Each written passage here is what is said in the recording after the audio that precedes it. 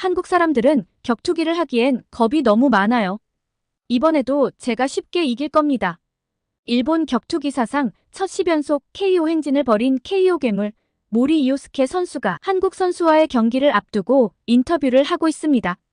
인터뷰를 하는 일본 여기자는 연신 고개를 끄덕이며 흐뭇하게 웃고 있는데요.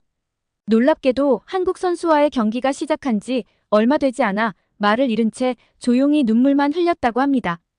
경기 시작 전 떠들썩하던 일본 관중들 역시 모두 한마디 말도 못한 채 집에 돌아갔다고 하는데요. 대체 무슨 일일까요? 오늘의 사연 시작합니다. 안녕하세요. 저는 마츠모토 하루나입니다. 파이트 앤드 라이프 매거진의 기자로 일본 격투기 씬을 취재하는 게 제 일입니다. 여자가 이런 잡지사에서 일을 한다는 걸 신기하게 보시는 분들이 많은데요. 저는 아버지 영향으로 어릴 때부터 격투기에 푹 빠져 살았죠. 아버지께서는 격투기의 어마어마한 팬이셨거든요. 지금 이 일을 하게 된 것도 그 때문이에요. 특히 저는 모리 요스케 선수의 팬입니다. 일본 격투기 사상 첫 10연속 KO 행진을 벌인 괴물 같은 선수인데요. 35승 이상을 거둔 챔피언으로 모리의 경기는 언제나 화끈하고 통쾌하죠. 보고 있노라면 제 속이 다 시원해지는 경기라 일본의 자랑으로 생각합니다. 미스터 너가웃이라는 별명도 너무 멋지지 않나요? 그리고 모리 선수를 보고 있으면 일본 격투기의 역사를 증명해내는 그런 느낌도 들었거든요. 수백 년을 이어온 무사도 정신, 그리고 그것이 현대에 맞게 발전한 것이 바로 우리의 격투기죠. 다른 나라, 특히 한국 같은 곳은 절대 따라올 수 없는 깊이와 정신이 있다고 생각했습니다. 이날도 여느 때와 다름없이 도쿄의 한 격투기 체육관에서 취재를 시작했습니다. 경기를 앞두고 훈련 과정부터 취재를 시작했죠. 땀냄새, 가죽 타격음, 선수들의 기합 소리. 이런 분위기 속에 있으면 가슴이 뜨거워져요. 일본 격투기의 위대함을 온몸으로 느끼는 과정이라 일보다는 행복이 더 큽니다. 그리고 이날은 경기 전 모리 선수의 인터뷰가 예정되어 있던 날이기도 해서 아주 기분이 좋았습니다. 오전 체육관 취재를 끝마치고 인터뷰장으로 이동하는 내내 들떠 있었어요. 모리 선수 인터뷰 좀 할 수 있을까요? 그가 고개를 끄덕이자 저는 흥분된 마음으로 질문을 시작했어요. 다음 경기 상대가 한국 선수라고 들었는데 어떻게 생각하세요? 모리 선수는 자신만만하게 대답했어요. 한국 사람들은 격투기를 하기에는 겁이 많은 민족이죠. 이번에도 쉽게 이길 수 있을 거예요. 이찬영은 근접전에서 나에게 아무 짓도 하지 못하겠죠. 그의 말에 저는 고개를 끄덕였어요. 맞아요. 일본의 격투 정신을 그들이 어떻게 이해할 수 있겠어요? 우리에겐 사무라이의 혼이 흐르고 있는걸요. 인터뷰를 마치고 나오는데 동료 기자가 물었어요. 모리 선수의 발언이 너무 과하지 않나요? 이찬영은 살아서 돌아갈 수 없다라는 말은 좀 그렇잖아요. 저는 단호하게 대답했어요. 전혀요. 그건 자신감의 표현이고 경기 전에 이 정도 기선제압은 당연해요. 그것이 바로 사무라이 정신이니까요. 사실 이찬영이라는 선수도 만만한 상대는 아니긴 합니다. 우메노라는 전설적인 선수를 이겼으니까요. 그때 놀라긴 했어요. 하지만 그건 분명 운이 좋았던 것이라 생각합니다. 한두 번쯤 예외는 있을 수 있지만 일본이 킥복싱에서 아시아 최고라는 건 변함없는 사실이니까요. 컴퓨터 앞에 앉아 취재한 내용을 정리하면서 일본 격투기의 역사를 다시 한번 되새겼습니다. 에도 시대부터 이어져 온 무술의 전통, 메이지 시대의 서양의 복싱을 받아들이면서 발전한 과정, 그리고 현대에 이르러 세계를 제패한 일본 킥복서들의 활약까지 다음 달에 한번 특집 기사를 마련해야겠군 하며 흐뭇하게 웃었죠. 이런 역사와 전통이 있기에 우리가 최고인 거예요. 한국에겐 이런 게 없죠. 한국의 태권도는 실전형 무술이 아니잖아요. 격투기에 있어서는 제대로 된 역사가 없는 한국인들이 어떻게 우리를 이길 수 있겠냐는 생각이 강했습니다. 기사를 쓰면서 저는 다시 한번 일본 격투기에 대한 자부심을 느꼈어요. 그리고 곧 모리 선수의 압도적인 승리 기사로 전 세계에 일본 격투기의 우수성을 알릴 수 있다는 것, 그리고 그 기사를 제가 쓸 수 있다는 것이 너무나 기대가 됐죠. 경기가 열리는 도쿄 오타시티 체육관의 분위기가 아직도 생생합니다. 동료 기자들과 함께 들어서는 순간 뜨거운 열기가 저를 감쌌어요. 기다리던 모리 요스케 선수와 이찬형 선수의 대결이 있는 날 취재석으로 향하며 주변을 둘러봤죠. 관중석은 이미 일본 팬들로 가득 찼고 모리의 이름이 적힌 플래카드가 곳곳에 보였어요. 관중들의 기대치도 한껏 올라간 느낌이었습니다. 경기를 앞두고 공기 중에 긴장감이 감돌고 있었습니다. 하지만 그 긴장감 속에서 저는 흥분과 기대를 느꼈어요. 이번 경기가 제 기사의 대표작이 될 거라는 확신을 가지고 있었거든요. 자리에 앉으며 노트북을 펼쳤어요. 옆자리 동료 기자가 물었죠. 하루나 씨, 오늘 경기 어떻게 보세요? 저는 자신 있게 대답했어요. 당연히 모리 선수의 압승이겠죠. 한국 선수가 무슨 수로 이기겠어요? 모리 선수의 KO 행진은 계속될 거예요. 그때 장내 아나운서의 목소리가 울려 퍼졌어요. 이제 선수들이 입장합니다. 선수들이 등장할 때 저는 이찬영 선수를 유심히 살폈습니다. 코리안 데빌이란 별명이 무색하게 그의 표정은 굳어 있었죠. 관중들 사이에서 작은 야유 소리가 들렸어요. 이찬영 선수의 얼굴은 더 굳어가는 느낌이었습니다. 저는 그때 속으로 이렇게 생각했습니다. 역시 과장된 별명이었어. 저 긴장한 표정 좀 봐. 반면 모리 선수는 큰 긴장을 한 것 같지 않았어요. 자신감 있는 얼굴이 스크린에 비춰지자 경기장이 들썩였죠. 모리 선수를 보며 저도 모르게 미소 지었어요. 그의 자신만만해하는 표정에 일본 팬들은 열광했고 저 역시 흥분을 감추지 못했죠. 이찬영 선수가 긴장을 많이 한 듯, 아무래도 기선에 제압당한 듯함, 아무래도 모리 선수가 여유있게 이기게 될 듯. 노트북 타자를 치는 제 손가락이 바빠졌습니다. 경기 시작 전 양 선수의 인터뷰 영상이 대형 스크린에 나왔는데요. 모리 선수의 말이 다시 한번 울려 퍼졌죠. 이찬영은 살아서 돌아갈 수 없다. 가족들에게 미리 애도를 표하는 바이다. 관중석에서 너무 심한 거 아니야?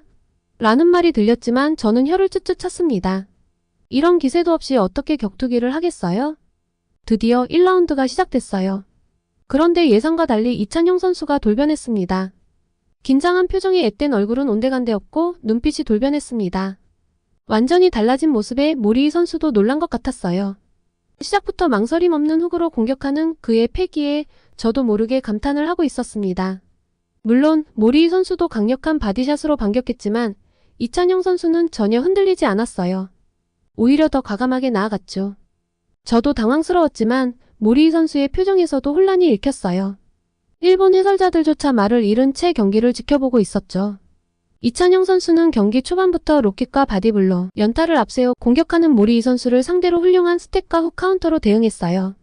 16강 토너먼트에서 각각 KO와 TKO로 올라온 두 선수답게 초반부터 치열한 화력전이 펼쳐졌죠. 상대가 일본 선수가 아니라면 이거 명경기가 나왔다고 재미있게 봤을 텐데 상대가 가장 좋아하는 모리 선수다 보니 손에서 절로 진땀이 나더군요. 1라운드가 끝나고 저는 메모를 했어요. 예상 외의 접전. 이찬영의 실력이 예상 이상. 2라운드에 접어들자 경기 양상이 완전히 이찬영 선수로 넘어갔습니다.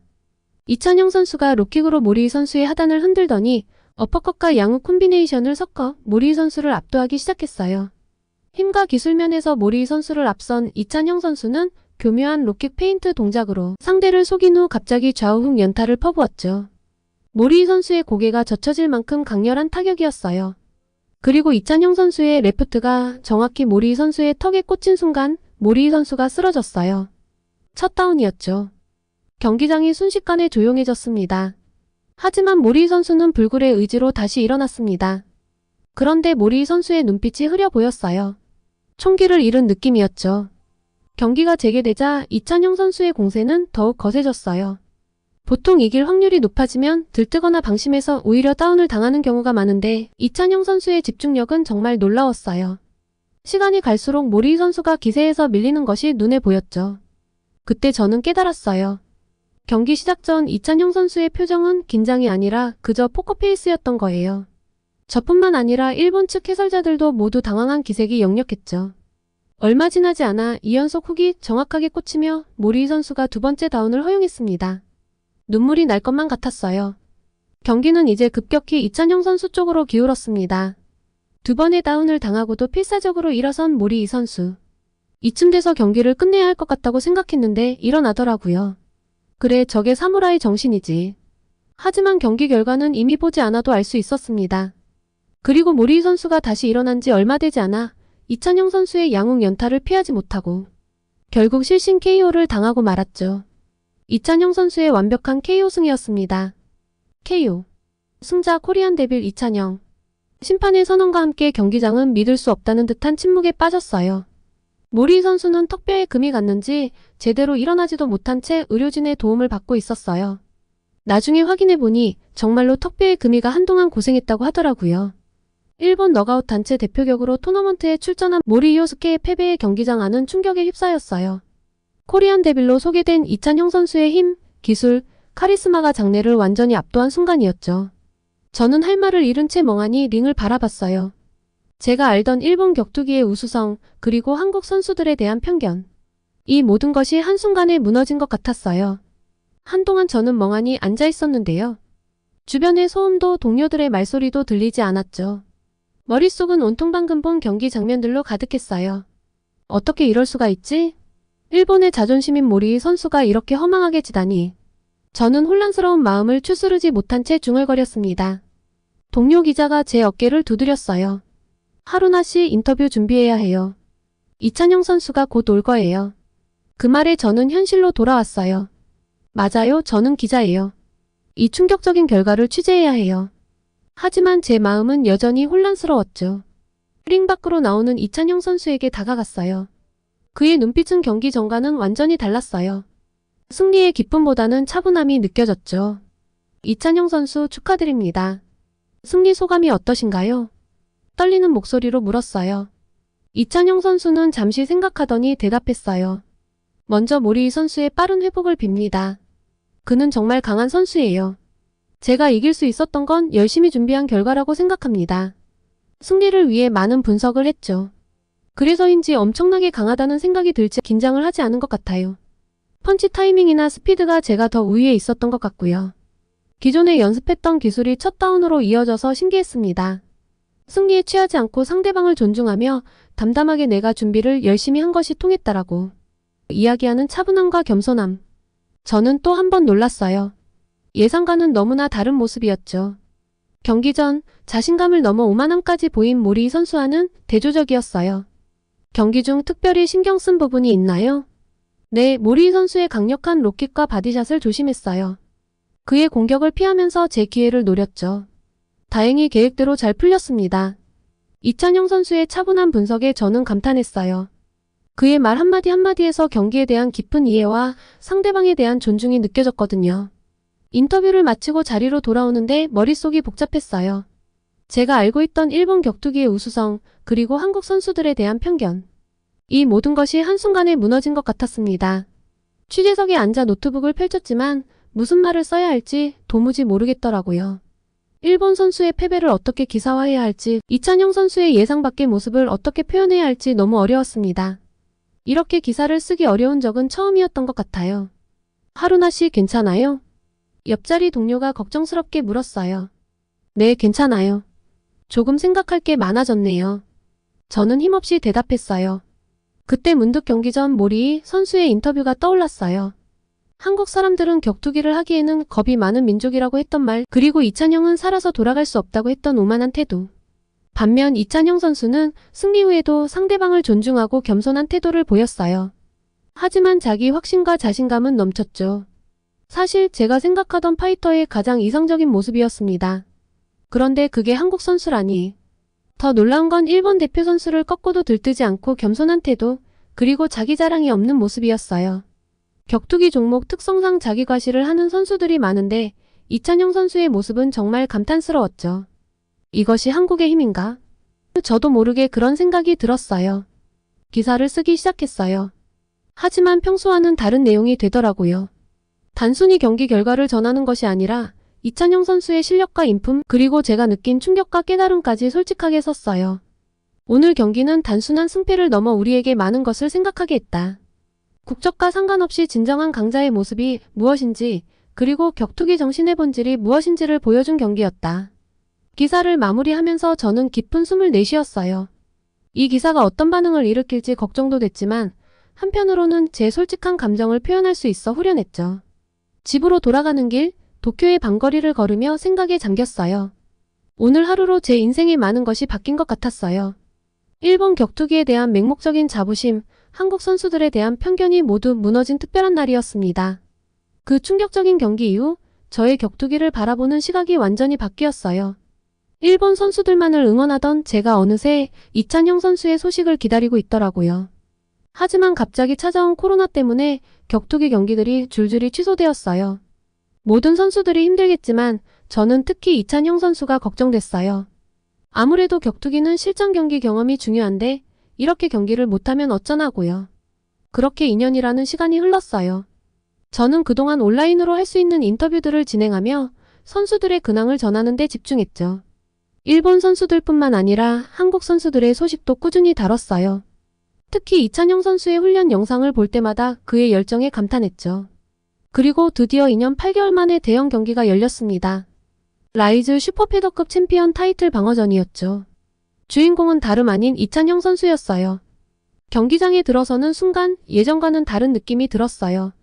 이제는 일본 선수만을 응원하는 게 아니라 좋은 경기 자체를 기대하는 마음이 컸거든요.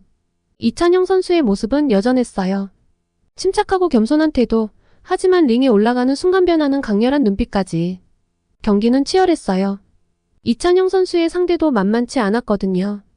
하지만 결국 이찬영 선수가 승리를 거뒀어요. 오랜 공백 후에도 변함없는 실력을 보여준 거죠. 경기가 끝나고 인터뷰를 하면서 제 마음속에서 뭔가가 확실히 달라졌다는 걸 느꼈어요. 이찬영 선수의 승리가 마치 제 일처럼 기뻤거든요. 이찬영 선수, 오랜만의 경기였는데 멋지게 라이즈 슈퍼패더급 챔피언 타이틀 방어전에서 승리한 기분이 어떠세요? 제가 물었어요. 정말 긴장됐습니다. 하지만 팬 여러분의 응원 덕분에 이길 수 있었어요. 일본 팬분들께도 감사드립니다. 그의 대답에 저도 모르게 미소 지었어요. 여전히 겸손하고 예의 바른 모습이었죠. 기사를 쓰면서 제 마음속 변화를 담아냈어요. 일본 선수들만을 응원하던 제가 이제는 국적에 상관없이 실력 있는 선수를 응원하게 됐다고요. 물론 일본 선수들이 계속 패하는 걸 보면 가슴이 아프지만 진정한 실력자는 인정해야 한다고 생각해요. 기사를 올리고 나서 걱정도 됐어요. 제가 너무 한국 선수를 옹호하는 것처럼 보이지 않을까 하고요. 하지만 동시에 이게 제가 진심으로 느낀 바를 전하는 거라고 확신했어요. 예상과 달리 기사 반응이 꽤 좋았어요. 일본 팬들 중에서도 제 의견에 동의하는 사람들이 많았거든요. 특히 이찬영 선수는 국적을 떠나 실력이 있고 멋지다는 의견이 많았죠. 이런 선수들은 나라를 초월해 응원하는 문화가 조금씩 생기고 있다는 걸 느꼈습니다. 앞으로도 저는 한국 선수들에게도 애정을 가지고 지켜볼 거예요. 물론 일본 선수들도 마찬가지고요. 국적보다는 선수 개개인의 실력과 정신을 보는 거죠. 지난 몇 년간의 경험을 통해 저는 기자로서 그리고 한 사람으로서 많이 성장했다고 생각해요. 편견을 깨고 새로운 시각으로 세상을 보게 된 거죠. 이제 제 기사를 통해 더 많은 사람들에게 격투기의 진정한 가치는 국가 간의 경쟁이 아니라 인간의 한계에 도전하는 정신에 있고 그 도전의 현장에서 우리는 서로를 이해하고 존중하는 법을 배울 수 있다는 걸 알리고 싶습니다. 많은 선수들이 앞으로도 멋진 경기를 보여주길 바라며 저도 그들의 이야기를 전하는 기자로서 최선을 다하겠습니다. 한국 분들도 격투기에 많은 관심을 보내주시면 정말로 감사하겠습니다. 한국에 갈 수 있다니 이건 죽어도 가야 해. 여기 카자흐스탄 알마티의 한 어느 집. 교환학생으로 뽑혀 한국에 갈 수 있다는 소식에 세상을 다 가진 듯 기뻐하는 소녀가 있습니다. 그런데 이렇게 기뻐하는 소녀 뒤 부모님의 얼굴은 굉장히 어두운데요. 남몰래 한숨도 쉬는 모습도 보이네요. 대체 무슨 일일까요? 두 번째 사연 시작합니다. 안녕하세요. 저는 카자흐스탄 알마티에 살고 있는 대학생 디아나입니다. 저는 청소년기 때부터 한국에 아주 관심이 많아 대학도 한국어과에 진학을 했는데요. 좀 한류 바람이 본격적으로 일기도 전에 한국에 대해 관심을 가진 카자흐스탄 사람이라니 신기하게 보실 것 같은데요. 혹시 데니스 텐이라는 피겨 선수를 아시나요? 한국의 유명한 피겨스케이팅 선수 김연아 선수와 같은 소속사였던 덕분에 김연아 선수의 아이스쇼도 출연해서 아마 기억하시는 분이 계실 수도 있겠는데요. 한국에는 의병대장 민경호의 후손 고려인 데니스 텐으로 더 잘 알려져 있다고 알고 있습니다. 한국에서 다큐멘터리도 방영되었었죠. 데니스 텐이라는 선수는 카자흐스탄의 김연아라고 생각하시면 됩니다. 카자흐스탄 피겨스케이팅 선수로는 처음으로 세계선수권 메달을 따냈고 2014년 소치올림픽까지 카자흐스탄 피겨스케이팅의 최초를 만들어낸 선수죠. 저는 어려서부터 데니스 텐 선수를 몹시 좋아했습니다. 우리나라의 최초를 써내려가는 선수이니 자부심이 생길만 하잖아요. 그리고 피겨에 관심이 가니 김연아 선수를 안 좋아할 수가 없었죠. 그래서 저는 자연스럽게 한국을 몹시 좋아하게 되었습니다. 데니스 텐 선수는 2018년 자동차 백미러를 훔치려는 괴한들과 난투극을 벌이다가 흉기에 찔려서 너무나도 허망하게 사망했는데요. 몇 날 며칠을 울며 슬퍼했던 저는 아직도 여전히 그의 경기 영상을 돌려보고 그리워한답니다. 그리고 그의 뿌리인 한국에 대한 관심도 여전하고요. 그래서 대학도 한국어과로 진학을 했죠. 부모님께서 한국에서 취업은 어려울 수 있다며 말렸지만 저는 제 뜻을 굽히지 않았습니다. 아마 부모님께서 이렇게 말린 건 저희 집 사정이 넉넉하지 않아서일 수도 있는데요. 사실 저는 가난한 집안의 장녀이거든요. 전 제 학비를 벌기 위해 안 해본 아르바이트가 없었습니다. 그래도 전 한국에 꼭 가보고 싶었고 가능하다면 한국의 자리를 잡고 싶었죠. 그래서 정말 죽기 살기로 공부를 했습니다. 제가 공부에 대한 열정을 보여서 그랬을까요? 우리 부모님은 힘든 가정 환경이었지만 딸이 학업을 포기하지 않는 건 원하지 않았습니다. 대학에 진학해서도 꿈을 계속 키워갔지만 제 마음속을 돌덩이처럼 누르는 해결이 되지 않는 문제가 있습니다. 저희 집은 너무 가난해요. 무엇보다 제 아래로 남동생도 있었습니다. 남동생의 학비와 생활비까지는 우리 가족이 감당하기 버거운 상황이죠. 알마티는 그래도 카자흐스탄에서 좀 잘 사는 사람들이 사는 곳 아니냐고 하실 텐데요. 그만큼 물가도 높고 집값도 비쌉니다. 이사를 갈까도 여러 번 고민했지만 부모님께서는 저희 남매의 장래를 위해 카자흐스탄의 다른 지역보다 교육 수준이 높은 이 알마티를 떠날 수 없다고 너희들이 공부만 열심히 하면 된다고 끝까지 버틸 거라며 입버릇처럼 말씀해 오셨죠. 이놈의 돈은 사람을 자꾸 눈치 보게 만들고 위축되게 만들었습니다. 돌이켜보면 눈치가 보여서 간식을 먹고 싶다든가 어딜 가고 싶다든가 하는 이런 생각은 엄두도 못 냈어요. 일찌감치 단념했죠. 그러고 보면 전 단 한 번도 부모님께 이거 사달라, 저거 사달라 어리광 피워본 적이 없는 것 같아요. 뭔가를 조르거나 투정해도 얻어낼 수 없단 걸 알아서 그랬던 것 같습니다. 하지만 부모님과 조부모님은 그런 저를 보면서 장녀라서 착하다고 칭찬 일색이었죠. 성인이 된 지금 생각해보면 그게 마냥 듣기 좋은 말은 아닌 것 같아요. 저는 오히려 그런 말들 때문에 착한 아이 콤플렉스에 시달렸다고 생각합니다. 장녀라는 부담감에 내가 꼭 뭔가 해내야 한다는 압박감을 많이 받았거든요. 그게 지금의 악바리 근성을 갖추게 해서 제가 공부를 잘하게 되긴 한 것 같지만요. 어쨌든 전 머리와 몸이 어느 정도 자란 후에는 제가 공부도 잘해야 하지만 집안 살림의 보탬이 되어야만 한다는 사실을 누가 말해주지 않아도 깨달았습니다. 그래서 전 안 해본 아르바이트가 없어요. 거의 24시간을 쪼개어가면서 바쁘게 악으로 살았던 것 같습니다. 왜 그렇게 죽기 살기로 살았냐고요? 공부를 잘하면 이 가난에서 벗어날 수 있을 거라고 생각했거든요. 제가 했던 아르바이트 중 식당 서빙도 있었는데요. 카자흐스탄이 유명한 관광지는 아니지만 가끔 여행으로 이 먼 나라까지 오는 관광객들을 만날 때가 있었습니다. 그때 한국 사람들을 많이 만나진 않았지만 하나같이 정말 친절했어요. 그들은 제가 일하는 모습을 보며 힘들지 않냐고 격려도 해주고 이상한 눈빛도 보내지 않았죠. 딸 같다며 꼭 공부 열심히 해서 성공하라는 덕담도 아끼지 않았습니다. 다들 친절해서 그때 역시 한국인들은 다 착하구나 하고 생각했던 기억이 납니다. 가끔은 한국인인 줄 알았는데 알고 보니 중국인이어서 당황했던 적도 있습니다. 독학으로 익힌 한국어로 말을 붙이면 불쾌해하더군요. 웃기죠? 그래도 전 이렇게 아르바이트를 하며 공부를 했어도 장학금을 놓친 적이 없습니다. 대학생이 되어 저의 학창시절을 되돌아보니 정말 제게 있어서 선택과 집중은 사치였다는 생각이 듭니다. 아르바이트도 공부도 말이에요. 책을 보기 위해 고개를 숙일 때마다 코피가 흘렀습니다. 가끔은 이런 삶이 진절머리가 날 때도 있고 과연 내가 공부를 해서 가난을 벗어날 수 있을까 하는 생각도 들어 불안이 밀려오기도 했지만 그렇다고 부모님을 원망하지는 않아요. 무리를 해서라도 학업을 끝까지 이어가겠다는 제 생각을 지지해 주셨으니까요. 부모님이 지지해주지 않았다면 아마 제 주변의 다른 여자애들처럼 책에 손도 못 대어보고 공장에 다녔을걸요? 그래도 대학에 입학하고 나서 할 수 있는 아르바이트의 종류도 많아지고 또 급여도 높아지면서 어느 정도 숨통이 트였습니다. 그래서 한국으로의 교환학생도 신청을 했던 건데요. 제가 미처 생각하지 못했던 문제가 있었습니다. 전 제가 장학금을 받아왔기 때문에 한국행을 위해 그다지 많은 비용이 필요하지는 않다고 생각했는데 문제는 비행기 표와 생활비였습니다. 돈 이야기를 듣자 처음으로 부모님이 제 앞에서 곤란한 표정을 보이시더라고요. 제가 잘 때 조그맣게 한숨을 쉬며 고민하는 부모님 목소리에 눈물을 얼마나 흘렸나 몰라요.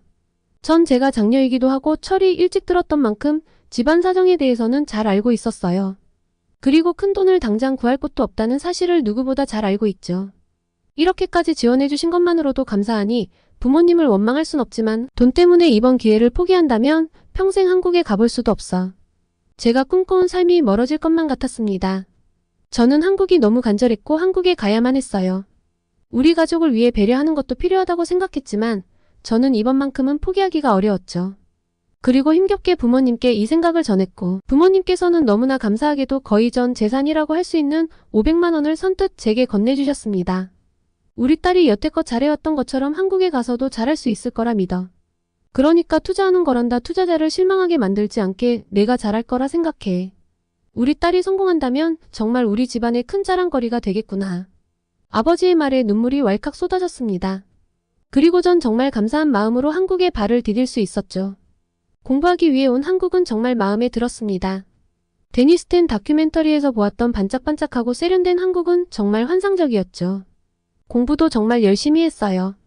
그리고 부모님께 돈을 갚기 위해 아르바이트도 했고요. 학교 생활이 즐거워서 낯선 환경에서도 버틸 수 있었습니다. 특히 학교밥은 학생들에게 제공하는 것이어서 그런지 몰라도 가격이 정말 저렴했어요. 음식의 질은 말할 것도 없이 좋았고요. 그래서 저는 학식을 정말 사랑했습니다. 그리고 한식에도 푹 빠지게 됐죠. 학식이 워낙 맛있어서 한국 음식에 빨리 정을 붙일 수 있었어요. 또한 대학에서 만난 친구들은 어찌나 친절했는지 몰라요. 한국어는 꽤 하지만 이렇게 발전한 나라에서 살아보지 않아. 모든 것들이 낯설고 생소한 제게 하나하나 자세히 알려주고 도움을 주었습니다. 학교에서 기숙사 생활을 했었는데요. 기숙사는 학교에서 무료로 제공해줬습니다. 가진 돈이 없다 보니 기숙사 비용까지 내려면 제가 밥을 굶어야 할 수도 있었는데 다행히 학교 지원을 받을 수 있었죠. 솔직히 룸메이트를 잘못 만날까봐 걱정이 이만저만이 아니었는데 정말 다행히 잘 만났어요. 함께 방을 쓰는 친구는 제가 외국인이라 꺼릴 수도 있었는데 전혀 그렇지 않았죠. K-팝에 관심이 있냐며 오히려 먼저 다가와 주었거든요. 전 그 친구 덕분에 이젠 아이돌 팬이 돼버렸답니다. 방탄소년단의 팬이에요. 친구 덕분에 멋진 사진들도 많이 얻을 수 있었고 함께 매일 방에서 방탄소년단 얘기를 하면서 행복한 하루들을 보냈어요. 그리고 정말 좋았던 건 한국에서는 공부하면서도 돈을 벌어 고향으로 보낼 수 있었습니다. 카자흐스탄에서 일했을 때보다 많은 돈을 벌 수 있었어요. 한국에서의 아르바이트 급여는 카자흐스탄 직장인 월급보다 높았거든요. 전 삼겹살집에서 아르바이트를 했었는데요. 외국인이라서 채용을 꺼리지 않을까 했는데 편견 없이 저를 받아주셨습니다. 또 정말 감사하게도 제가 외국인인 걸 감안해서 제가 실수를 해도 감사 안아주셨어요. 그리고 감사하게도 우리 딸 나이인데 기특하다며 보너스를 챙겨주실 때도 있었어요. 가게 장사가 잘 될 때는 덕분에 이렇게 돈을 번다며 오늘 고생했다고 주시곤 했죠. 다음 날이 쉬는 날이면 쉴 때 밥 챙겨 먹고 있냐고 안부 연락을 주시기도 했어요. 지금은 그만두었지만 아무리 생각해도 그 사장님께 받았던 것들은 잊을 수가 없습니다. 절 정말 자식처럼 잘 챙겨주셨었거든요. 끼니도 거르지 않도록 챙겨주셨고 때로는 정말 부모 자식 관계처럼 시시콜콜한 일상 이야기도 주고받고는 했죠. 가끔 부모님이 보고 싶을 때가 있었는데 그때 사장님께 많이 의지했었어요. 정말 다행스럽게도 현재 그 가게는 대박이 나서 줄을 서지 않고는 먹을 수가 없답니다. 착한 사람은 승리한다는 말은 정말인 것 같아요. 너무 다행이고 앞으로도 더 대박 났으면 좋겠어요. 저는 한국에서 금방 돈을 벌었기 때문에 부모님께 빌린 큰 돈을 생각보다 빨리 갚을 수 있었습니다. 그리고 이젠 저희 집 경제에 도움도 되고 있죠. 가끔은 제가 쓸 곳을 아끼면서 남동생이나 부모님께 용돈을 더 드릴 정도는 됩니다. 덕분에 부모님은 많은 도움이 된다고 했어요. 저는 가끔 남동생 학비도 부담할 때가 있었는데요. 남동생도 공부를 곧잘하니 보람차고 뿌듯한 순간이 많았습니다. 그리고 이젠 한국을 떠나고 싶지 않다는 생각으로 가득한데요. 제가 공부를 열심히 하며 장학금을 유지하고 아르바이트를 열심히 하면 계속 한국에서 남아 다른 기회를 얻을 수 있다는 사실을 알았거든요. 제가 잘하는 러시아어 한국어 능력을 활용해 한국에서 정말 중요한 사람으로 자리 잡고 싶어요. 한국은 제게 있어서 꿈을 이루어줄 수 있는 환상의 나라거든요. 그래서 앞으로도 저는 더 열심히 공부하고 무슨 일이든 긍정적인 생각으로 헤쳐나갈 생각입니다. 제가 꾸려나갈 한국에서의 삶을 많은 분들이 응원해 주시면 더 힘이 날 것 같습니다. 많은 응원 부탁드려요. 오늘은 일본 격투기 사상 첫 10연속 KO 행진을 벌인 KO 괴물을 때려눕힌 한국 선수를 취재한 일본 기자의 이야기, 그리고 카자흐스탄에서 염원하던 한국으로 와 희망을 키워가는 소녀의 이야기, 이렇게 두 가지 이야기를 전달드렸습니다. 오늘의 사연이 마음에 드셨다면 구독과 좋아요를 눌러주세요. 여러분의 구독과 좋아요는 계속해서 좋은 사연을 소개할 수 있는 힘이 됩니다. 이상 감동저장소였습니다.